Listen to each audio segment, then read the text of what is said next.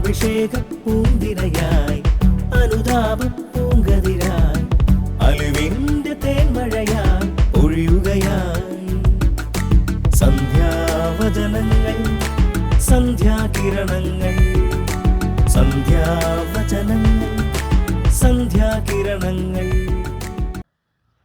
ലോകരക്ഷകനായ ഈശോ തൻ്റെ യൗവനത്തിലാണ് ഇഹലോകം വിട്ട് സ്വർഗത്തിലേക്ക്, അതായത് പിതാവിൻ്റെ സന്നിധിയിലേക്ക് പോയത്.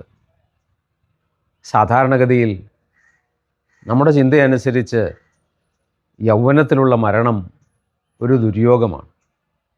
ഈശോ തൻ്റെ 33-ാം വയസ്സിൽ യൗവനത്തിൻ്റെ നല്ല പ്രസരിപ്പിൽ ഇഹലോകം വിട്ട് സ്വർഗത്തിലേക്ക് പോയെങ്കിൽ ഇഹലോകത്തേക്കാൾ മനോഹരമാണ്, ഏറെ മടങ്ങ് സുന്ദരമാണ് സ്വർഗം എന്നതുകൊണ്ട് തന്നെയാണ്.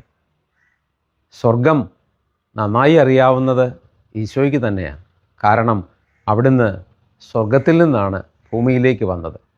അതുകൊണ്ടാണല്ലോ നമ്മോടും ഈശോ യോഹന്നാൻ്റെ സുവിശേഷത്തിലൂടെ പറയുന്നത് 14-ാം അധ്യായം 1-ാം വചനത്തിൽ, നിങ്ങളുടെ ഹൃദയം അസ്വസ്ഥമാകേണ്ട, നിങ്ങൾ എന്നിൽ വിശ്വസിക്കുവിൻ, പിതാവിലും വിശ്വസിക്കുവിൻ.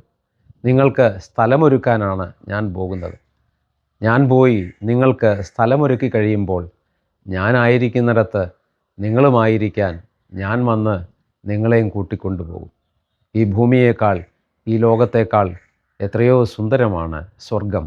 നാമും തീർച്ചയായും ഈശോയുടെ ആഗ്രഹമനുസരിച്ച് സ്വർഗത്തിൽ എത്തിച്ചേരുക തന്നെ വേണം. ഏവർക്കും ഈസ്റ്ററിൻ്റെ പ്രാർത്ഥനാശംസകൾ സന്തോഷത്തോടെ നേരുന്നു.